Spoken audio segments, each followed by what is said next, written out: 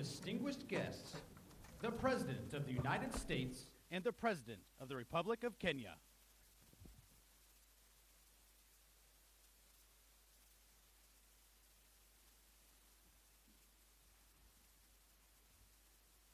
Good afternoon, everyone. Please have a seat. Mr. President, 6 decades ago, when Kenya declared its independence, President Lyndon Baines Johnson wrote a letter from our nation to yours, and he said, "May the responsibilities of freedom wake the best that is in you." Today, we mark 60 years of partnership between our democracies, and we're fulfilling that wish together, and we're continuing. I truly believe it has brought out the best in both of us, not only in Kenya and America, but around the world. It's had a positive impact. But through our partnership, we're continuing to meet our responsibilities in 4 key areas. First, I'm proud to announce we're working with Congress to designate Kenya a major non-NATO ally. That's a fulfillment of years of collaboration. Our joint counterterrorism operations have degraded ISIS and al-Shabaab across East Africa. Our mutual support for Ukraine and has rallied the world to stand behind the UN Charter. And our work together on Haiti is helping pave the way to reduce instability and insecurity. And I want to thank you, Mr. President, Kenya's leadership for multinational security support mission in Haiti. Our new global partnership is going to build on all this progress. We're going to meet new challenges with more resources. And it's going to strengthen the security of our countries and our countries around the world. Second, we're deepening our economic cooperation. Both President Ruto and I have focused on growing economies, and growing them from the bottom up, the middle out, the bottom up, and when that happens, everybody does well, not the top down. Because when the middle class does well, the poor have a ladder up, and the wealthy still do very well. That's true in Kenya, that's true in America, and that's true around the world. Right now, many countries, debt stands in the way of growth. Too many nations are forced to make a choice between development and debt, between investing in their people and paying back their creditors. So today we're launching what we're calling the Nairobi, Washington Vision. This initiative is going to bring together international financial institutions and nations from all around the world to mobilize more resources for countries saddled with debt, to open more opportunities to the private sector financing, and to promote transparent, sustainable, and affordable lending practices. These are big goals. It's going to take time to see lasting progress, but we're providing $250 million, the United States is, to the World Bank in a crisis response window. In the coming weeks, the United States is going to make an additional $21 billion available to the International Monetary Fund. And today, I'm proud to announce there'll be $250 billion in new lending capacity for multilateral development banks like the World Bank to help low-income nations invest in their development and tackle growing challenges. This is supported by the United States and many other countries as well. Next, we're launching a new era of technological cooperation between the United States and Kenya. That means new partnerships with industry, artificial intelligence, semiconductors, and cybersecurity companies. New initiatives to expand affordable internet all across East Africa. New education programs are going to bring Kenyan students to the United States to study in the STEM fields. And I'm proud to announce that I'm working with Congress to make Kenya the first country in Africa to receive funding through the CHIPS and Science Act, which has served us well.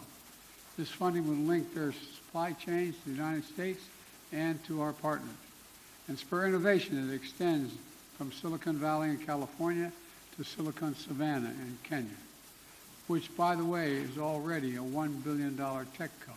Already a $1 billion tech hub. Finally, we're ensuring democracy delivers for our people. That includes Kenya's diaspora community here in the United States. 2 years ago, our nation's first black vice president, President Kamala Harris, launched the nation's first Presidential Advisory Council on African Diaspora Engagement. Today, we're building on her work to strengthen long-standing bonds between our people. I also want to thank you, Mr. President, for taking action to implement the long-awaited Public Benefits Organization Act, which provides historic protections for civil society and NGOs all across Kenya. Like you, I believe the future is going to be won by countries that unleash the full potential of their population, including civil society, women, and young people. I look forward to working together to implement this act and jump-starting anti-corruption reforms and promote democratic values that bind our nation together. Now, let me close with this. Taken together, these are responsibilities Kenya and America must meet in the years ahead. To meet them together as partners for security, for prosperity, for innovation, and most importantly, for democracy. But I know these responsibilities will wake the best in us. And I know will not only bring our nations together, but I want to thank you for, again, Mr. President, for being here and knowing we have even bigger dreams for the cooperation of our countries. The floor is yours, sir. Thank you, Mr. President, and I want to, in a very, very sincere way, thank you, Mr. President, for inviting me to make this state visit to the United States on behalf of the people and government of Kenya. I also take this opportunity to express my deep gratitude for the warm welcome we have received on our arrival and the excellent hospitality of the American people. My visit provides us, Mr. President, with the opportunity to celebrate 60 years of bilateral relations rooted on shared values of freedom, democracy, rule of law, equality, and inclusivity. My visit takes place at a time when democracy is perceived to be retreating worldwide. The accelerating drift towards regimes indifferent to democratic values is a deep concern to us, and I believe it is time the U.S., working with Kenya, deploys its capabilities and rally like-minded democratic countries to set up the course for democracy. During our discussions, we agreed on the significant opportunity for the U.S. to radically recalibrate its strategy and strengthen its support for Africa, as discussed at the U.S.-Africa Leadership Summit, by enhancing its investment in the institutions of African integration and increasing support for peace and security. As we take this historic step of elevating our partnership to be more effective in addressing global challenges, it is important for us to appreciate that many countries in Africa, including Kenya, are struggling with an overwhelming convergence of multiple shocks, including extreme climate events, debt distress, and the disruptive upheavals in Europe and the Middle East, whose cumulative impact is to divert national resources from investment in people and economic growth into managing climate-induced crises and servicing sovereign debt.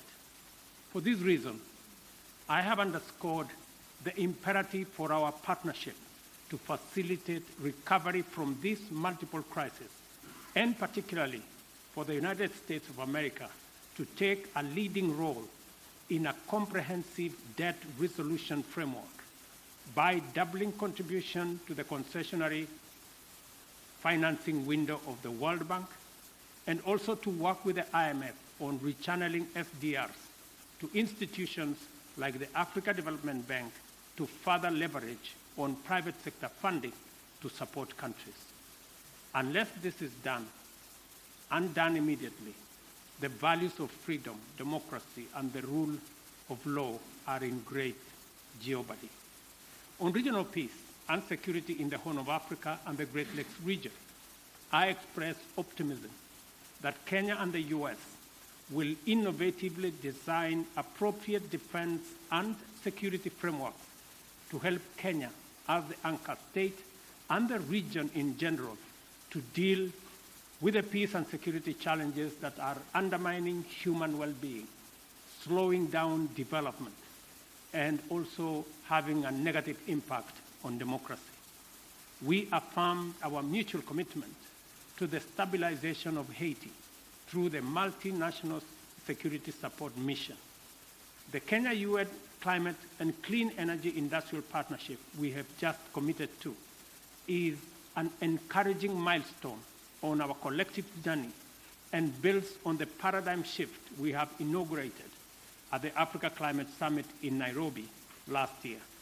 Accordingly, Africa's resource potential is a huge opportunity to deploy U.S. technology and investments to catalyze unprecedented growth through green industrialization.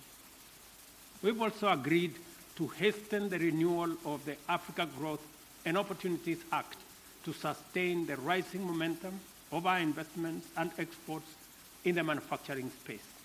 Similarly, we agreed to undertake sustainable green growth by facilitating conclusion of our strategic trade and investment partnership alongside the renewal of AGOA.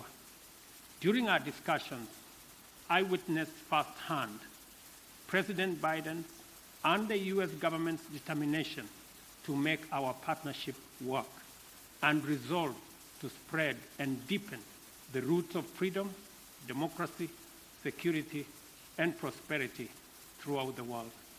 As my visit comes to a close, I am confident that our engagements have laid a solid foundation for us to continue the good work we have begun with stronger faith and greater hope for success, because in Joe Biden, Kenya and Africa have a strong and committed friend. I thank you. Thank you, President. You do have a friend, and you know, the African continent comes 1 billion people not too soon. The idea we're going to ignore it makes no sense at all. First question, Michael Wilner, McClatchy. Thank you, Mr. President. Two questions, if I may, on... No, one. I'm going to do my level best on Haiti and on Israel. Your administration went on a worldwide search for security forces, Beninese forces, Bangladeshi, Canadian, Chilean, any but American forces to stand up this multinational security support mission for Haiti before Kenya stood up to lead. Can you explain why it is that you believe, on the one hand, that this mission is so critical, and on the other, why it is that you have categorically ruled out contributing U.S. forces to this effort? Is it your goal to beat back Haiti's gangs or to contain them? And on Israel, does the United States... One question. I'll answer your question. Okay, yeah. The question with regard to Haiti is, we concluded that for the United States to deploy forces in the hemisphere just raises all kinds of questions that can be easily misrepresented about what we're trying to do, and be able to be used by those who disagree with us and against the interest of Haiti and the United States. So we set out to find a partner or partners who would lead that effort that we would participate in, not with American forces, but with supplies and making sure they had what they needed. And so, I'm very grateful for President Ruto's leadership here, multinational effort, but Kenya's willingness to really lead this matters. You're not the only country, but you're leading this effort. And there's going to be U.S. forces, none on the ground, but we're going to supply logistics, intelligence, and equipment. Matter of fact, some equipment has already arrived. And Kenya is stepping up with police, and other countries plan to do as well.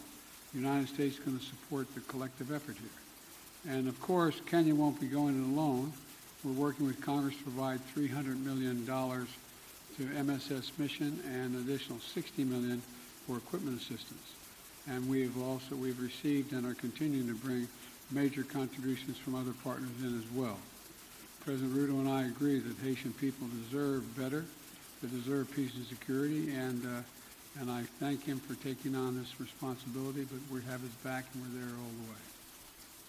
I do have a question for you, President Ruto, but before I do, I do very briefly have a question on whether the United States has any evidence at all that would substantiate the ICC prosecutors' specific allegations against Israeli leaders that they are using starvation as a tactic of war in Gaza, or exculpatory evidence for that matter, and if you would commit to releasing that information before any potential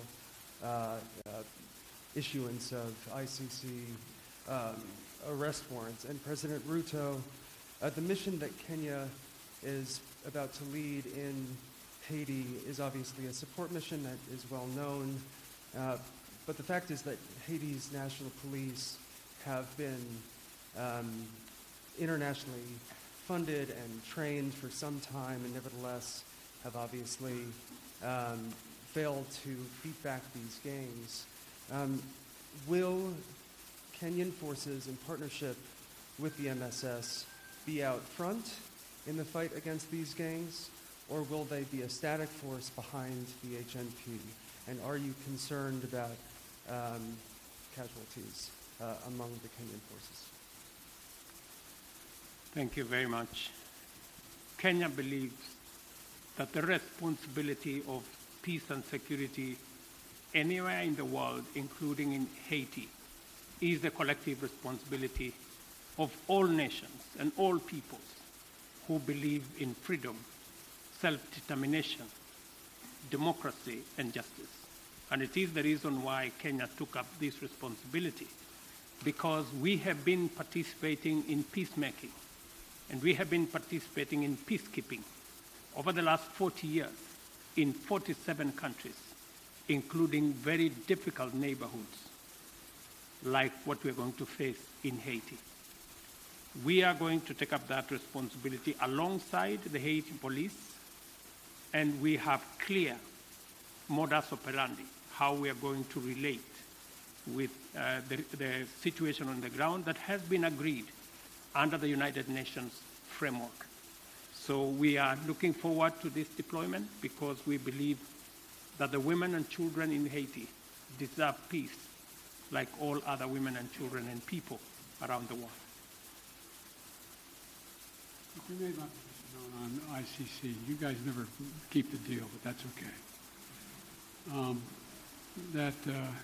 We've made our position clear on the ICC. We don't recognize the jurisdiction of ICC the way it's being exercised, and it's that simple. We don't think there's an equivalence between what Israel did and what Hamas did. Okay, next. Do I ask the next question as well? Let me ask Ayub Abdikadir from Kenya for the next question. Is Ayub? Oh, yeah, Ayub. Thank you, Mr. President. Thank you. One question, and this is on Haiti. President Biden, Kenya is rather doing the heavy lifting in a turbulent region, Somalia, South Sudan, the Democratic Republic of the Congo. Washington, as you have mentioned, has committed millions of dollars for the cause in Haiti. Isn't it ironic that while America is ending its forever wars in Afghanistan, the latest in 2021, under your leadership, when you withdrew troops from Kabul, and that you're committing Kenya to another foreign wars 12,000 kilometers away from Nairobi? I mean, why the discrepancy? Why the dichotomy? While you're ending your forever wars, overseas wars, yet you're committing Kenya to Haiti. Can you explain that? Very easily. There's a reason why Afghanistan has been known as the graveyard of empires. The likelihood of anybody uniting Afghanistan is highly, highly, highly unlikely, number one. Number two, there are ways to control ISIS other than occupying Afghanistan.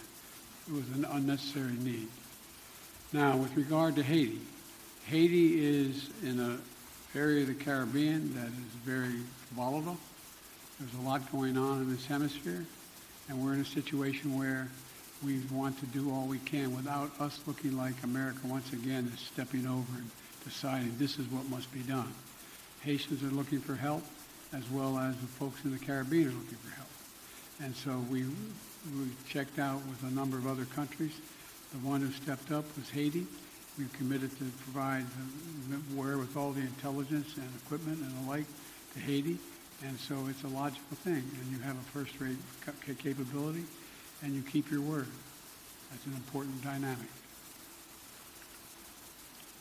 I agree with President Biden that Kenya's participation in Haiti is not so much about what happened in the past.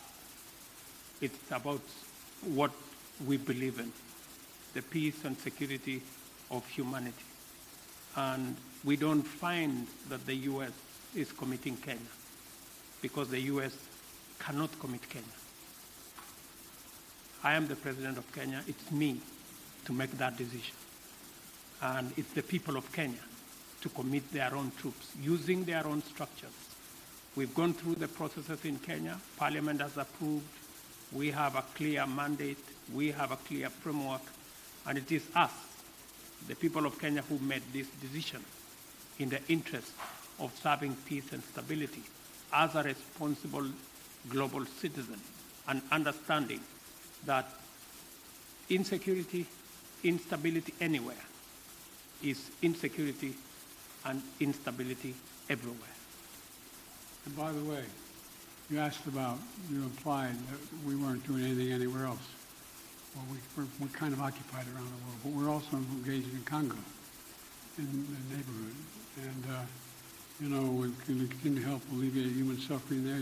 The United States is the largest humanitarian donor, providing $375 million in humanitarian funding just this year, including support for more than 6 million displaced people from the DRC. So we are engaged in more than one place. Follow up to my president, Dr. Ruto. You said that Kenya is committed, and in your Carter speech in Atlanta, you said it's based on humanitarianism, helping Haiti out.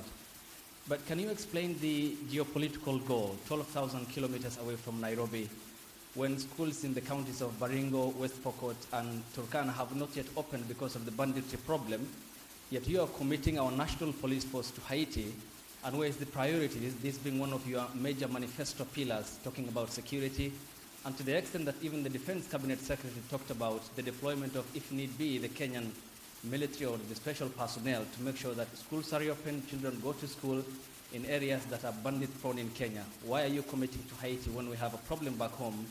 Is it an irony that you are putting the fire in the faraway neighbor's home when we are on our own home is on fire? Thank you very much. I made a commitment to the people of Kenya to sort out insecurity in the North Rift. I have followed that with action.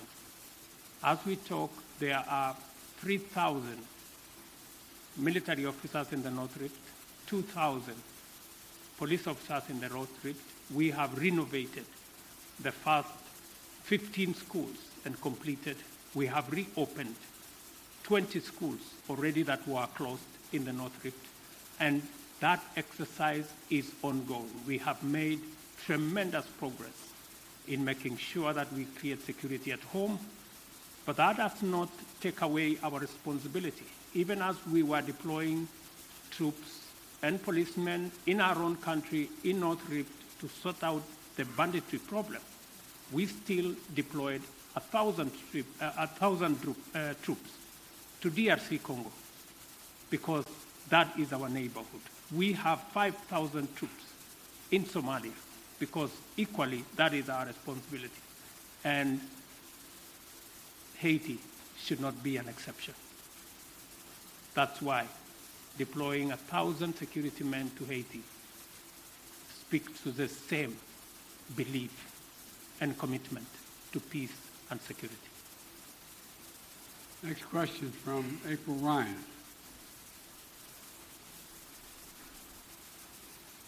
Mr. President, President Biden, President Ruto, thank you. First of all, when you talk about Haiti, President Ruto, you said Haiti is a collective responsibility for all nations. And for you, Mr. President, President Biden, and President Ruto, do you believe that these nations can break the back of this militia that has gripped the nation there? And also, when it comes to Congo, thank you, Mr. President, for bringing up what the United States is doing for the Congo, especially as that flag was behind you at Morehouse. Mr. President, could you tell me what the African Union is doing, as well as Kenya is doing, when it comes to the humanitarian crisis in the Congo? Thank you. What was my question? Sir, your question was Haiti. Can the United States and Kenya, or the nations collectively, break the backs of this coordinated militia that has the grips of the nation? That nation. Yes. The very way we're doing it. We're not talking about a a 1,000-person army is made up of trained persons. This is a crisis. It's able to be dealt with. And we think we can deal with this way with a multinational approach, with Haiti leading the way and us providing the intelligence as well as equipment. Gangs and criminals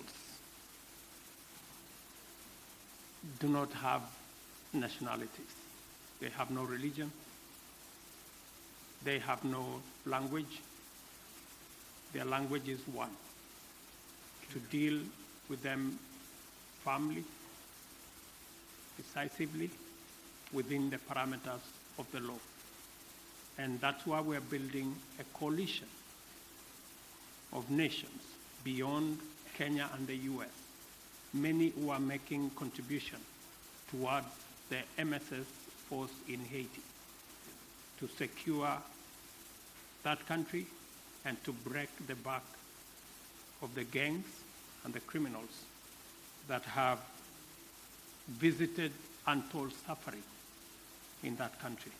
On DRC, the AU, the East African Community, and Kenya are seized with that matter. I've just told you that Kenya had 1,000 troops in Haiti. We now have another 800, not in Haiti, but in DRC. We now have another 800 troops from SADC. We are going to be having a meeting of the East African Community. I did send my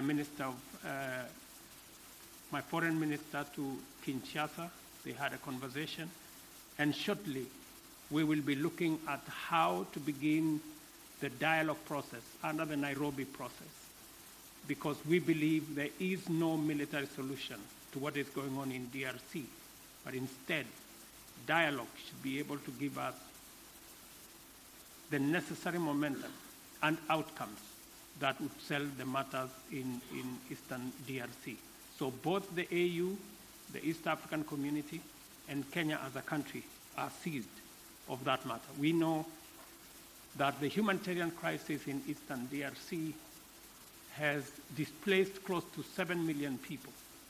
And I want to thank the United States of America for stepping in with humanitarian support for that region, because it is a collaboration of different countries in different ways to deal with that situation. The rest of us are committing troops.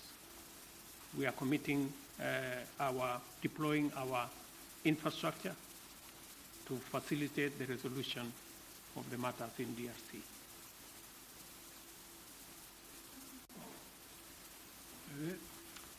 Let me ask Nancy Agutu from Kenya.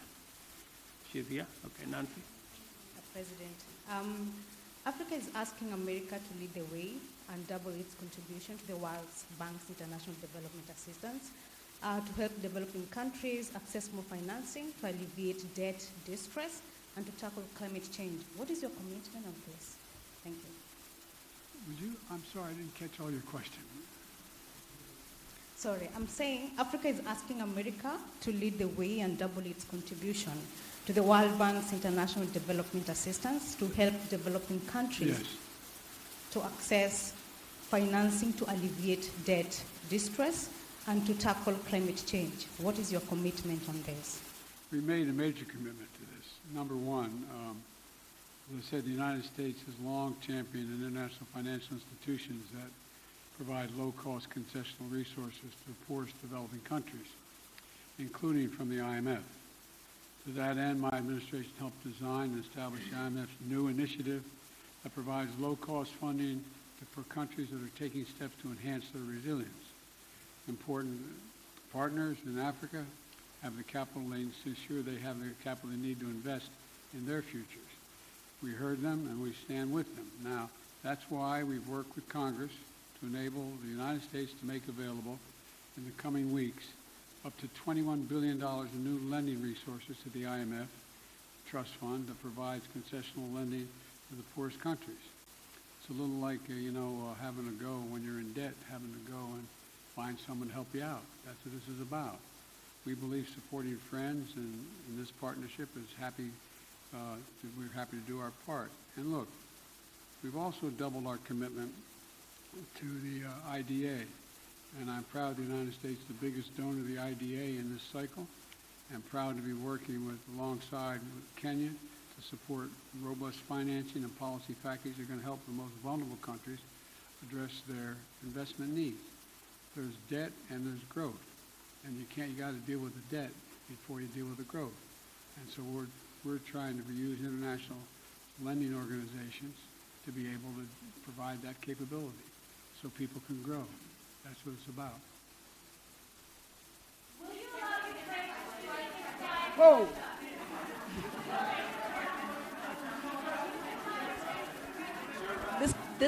This concludes the press conference. Thanks, everybody.